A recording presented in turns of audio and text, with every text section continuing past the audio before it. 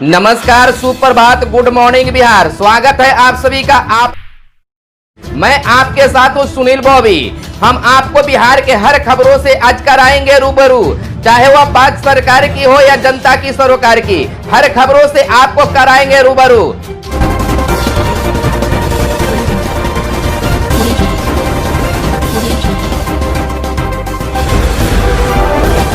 आज 2 जनवरी 2021 है। बिहार की बड़ी खबरें। ट्रांसफर से शक्ति के संकेत। बाइक के लूट से मॉब लिंचिंग तक रोकना है, इसलिए इतनी ट्रांसफर पोस्टिंग। 3 जिलों के डीएम और एसपी दोनों बदले। राबड़ी देवी के बयान की पटकथा भी इस तबादलों में। अरसे बाद जदयू के साथ भाजपा का भी प्रस्ताव दिखा।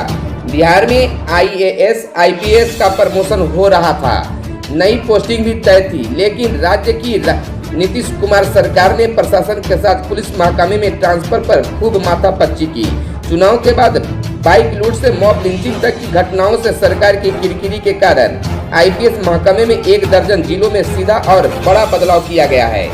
3 जिलों में डीएम के साथ पुलिस कप्तान को भी बदल दिया गया है। छपरा में डीआईजी और एसपी दोनों नए दिए गए हैं। इन तबादलों पर पूर्व मुख्यमंत्री राबड़ी देवी ने सवाल भी खड़े किए।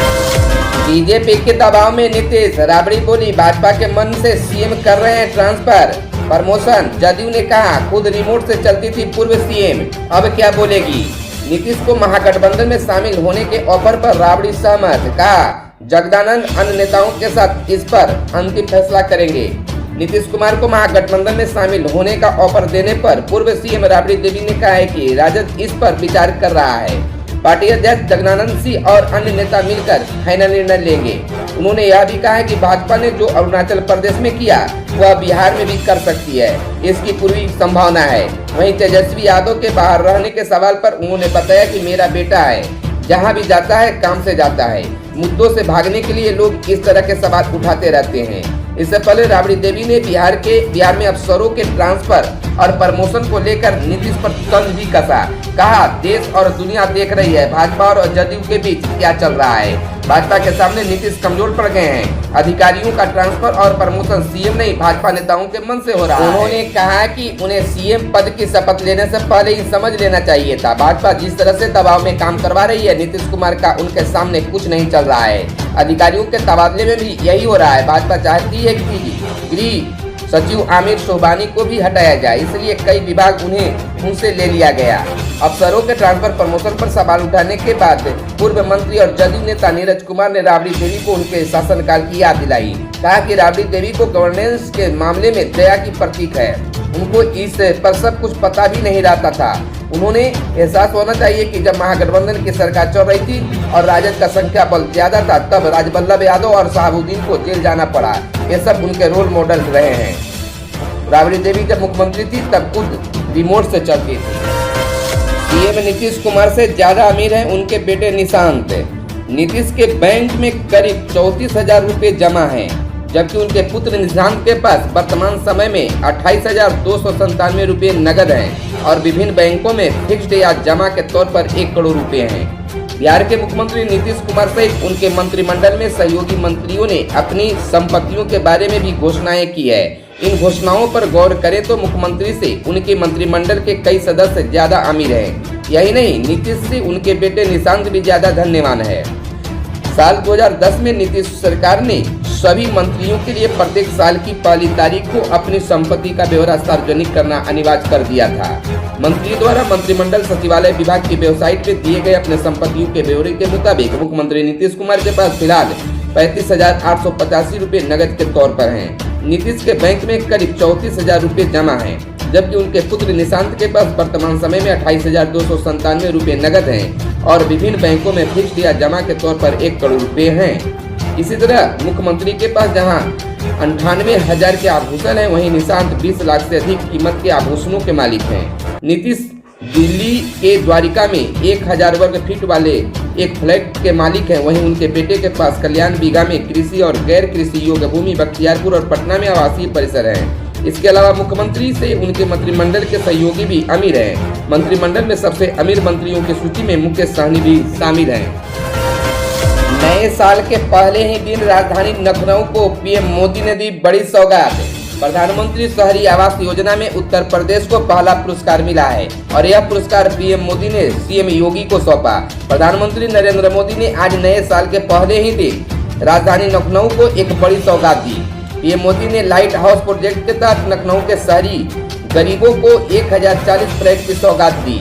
वहीं प्रधानमंत्री आवास योजना शहरी में उत्तर प्रदेश को पहला पुरस्कार भी प्रधानमंत्री ने आज दिया। कार्यक्रम में प्रधानमंत्री जहां वीडियो कॉन्फ्रेंसिंग के जरिए जुड़े तो वहीं मुख्यमंत्री योगी आदित्यनाथ मंच पर मौजूद रहे। नए साल 2021 की पहली तारीख लखनऊ के लोगों के लिए बड़ी सौगात लेकर आई। आज प्रधानमंत्री नरेंद्र मोदी ने राजधानी में रह रहे EWS श्रेणी के लोगों को उनके असियाने के सपने को पूरा करने की दिशा में अपार्टमेंट हाउसिंग स्कीम की शुरुआत की। इसे नाम दिया गया है LHP यानी लाइट हाउस प्रोजेक्ट। इस प्रोजेक्ट के तहत राजधानी लखनऊ के अवध विहार योजना में आवास विकास की भूमि पर लगभग 2 एकड़ में शहरी गरीबों के लिए 1040 फ्लैट तैयार किए जाएंगे। 7th पे कमीशन अपडेट। केंद्रीय कर्मचारियों को जल्द मिलेगा नए साल का तोहफा, बढ़ने वाली है सैलरी। नए साल में केंद्रीय कर्मचारियों के लिए खुशखबरी आने वाली है। केंद्र सरकार ने अपने कर्मचारियों की सैलरी में इजाफा कर सकती है। इससे 50 लाख केंद्रीय कर्मचारियों को फायदा होगा, वहीं लाखों पेंशन भोगियों को भी इसका फायदा पहुंचेगा। यह बढ़ोतरी 7वें वेतन आयोग की सिफारिशों के आधार पर होगी। आपको बता दें कि कोरोना महामारी की वजह से आर्थिक गतिविधियां ठप हो जाने की वजह से बीते साल में केंद्रीय कर्मचारियों को मिलने वाली महंगाई भत्ते पर रोक लगा दी गई थी। केंद्रीय कर्मचारियों और पेंशनरों को महंगाई भत्ता 21% के हिसाब से मिलता है, लेकिन फिलहाल यह 17% पर मिल रहा है। केंद्र सरकार ने यह जून 2021 तक के लिए है। माना जा रहा है कि जून 2021 के बाद सरकार महंगाई भत्ते पर राहत दे सकती है। ऐसा होता है तो वेतन और पेंशन दोनों बढ़कर मिलेंगे। गौरतलब है कि केंद्र सरकार 1 जनवरी और 1 जुलाई को महंगाई भत्ते में बढ़ोतरी करती है। सैलरी बढ़ाने को लेकर यह फैसला केंद्र सरकार अपनी अगली बैठक में ले सकती है। मीडिया में छपी खबरों के मुताबिक नॉन गैजेटेड या अरापत्रित चिकित्सा कर्मचारियों के लिए कम से कम 5000 रुपये प्रति महीने की बढ़ोतरी होगी। इसके HRA, DA और TA में भी इजाफा हो सकता है। सीएम नीतीश कुमार ने दी 9 वर्ष की शुभकामनाएं। बिहार सरकार की डायरी व कैलेंडर का किया विमोचन। साल के पहले दिन मुख्यमंत्री नीतीश कुमार पटना के मुख्य सचिवालय पहुंचे और यहां उन्होंने अधिकारियों के साथ विकास कार्यों की समीक्षा की। साथ ही नए साल के लिए तैयार योजनाओं को रूपरेखा पर भी चर्चा की। इसके साथ ही उन्होंने बिहार सरकार के डायरी और कैलेंडर का भी विमोचन किया। मुख्य सचिवालय पहुंचे सीएम नीतीश ने बिहार वासियों को 9 वर्ष की बधाई दी।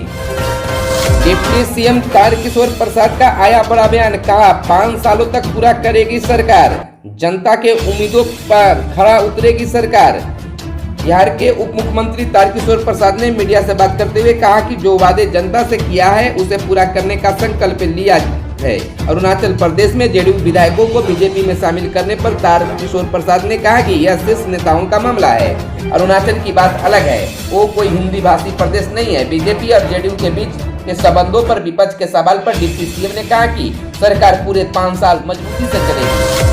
नए साल में बिहार में सरकारी नौकरियों की होगी भरमार। बिहार में नए साल में सरकारी नौकरियों की बड़े पैमाने पर नियुक्तियां होगी। प्रदेश में अस्थायी नियोजित और संविदा आधारित पदों पर लाखों की संख्या, कई पदों पर बहाली की प्रक्रिया जारी है, जो नए साल में पूरी कर ली जाएगी। इसके लिए सरकार के विभागों और कार्यालयों में रिक्त पदों का ब्यौरा जुटाया जा रहा है। साथ ही नई वैकेंसियां भी काफी संख्या में निकलने की उम्मीद जताई जा रही है। बता दें कि 16 नवंबर 2020 को नई सरकार के शपथ ग्रहण के साथ ही अधिकारियों को रिक्तियां जुटाने का टास्क सौंपा गया था। नीतीश सरकार अस्थायी नौकरियां देने के अलावा नियोजित और संविदा आधारित पदों पर भी बहाल करने के लिए तैयार है। ऐसा माना जा रहा है कि वर्ष 2021 में राज्य सरकार के अधीन 2.5 लाख से ज्यादा नौकरियां मिलेगी। फिलहाल करीब 2 लाख पदों पर बहाली की प्रक्रिया जारी है। इसमें सिर्फ शिक्षा विभाग में ही सहायक प्रधानाध्यापक और शिक्षक के 1.5 लाख से ज्यादा पद हैं जिन पर नियुक्तियां होनी है। गृह विभाग के अधीन दरोगा, सार्जेंट, सहायक जेल अधीक्षक और सिपाही के हजारों पदों पर बहाली भी अंतिम चरण में है। इसके अलावा दरोगा और सिपाही के 10,000 से ज्यादा पदों के लिए आवेदन लिए जा चुके हैं। जल्द ही प्रतियोगिता परीक्षा आयोजित की जाएगी। पंचायती राज, नगर विकास और आवास, वन, पर्यावरण एवं जलवायु परिवर्तन विभाग के अधीन बहाली हो रही है। इसमें इंजीनियरिंग और पॉलिटेक्निक कॉलेजों में शिक्षक और गैर शैक्षणिक पद पर भी नियुक्तियां शामिल है। पंचायती राज विभाग के अधीन ऑडिटर, प्रखंड पंचायत पदाधिकारी, लेखापाल और तकनीकी सहायक के पदों पर बहाली होनी है। बीपीएससी और बिहार एसएससी द्वारा भी 3000 से ज्यादा पदों पर बहाली की प्रक्रिया चल रही है। इस तरह से हम कह सकते हैं कि नए साल 2021 में बेरोजगार युवाओं के लिए अच्छी खासी एक मौका मिलेगा, सौगात मिलेगा और नौकरियों की भरमार होगी। खबरों में आज बस इतना ही। वीडियो पसंद आया तो लाइक शेयर कमेंट जरूर करेंगे। धन्यवाद। जय हिंद, जय भारत।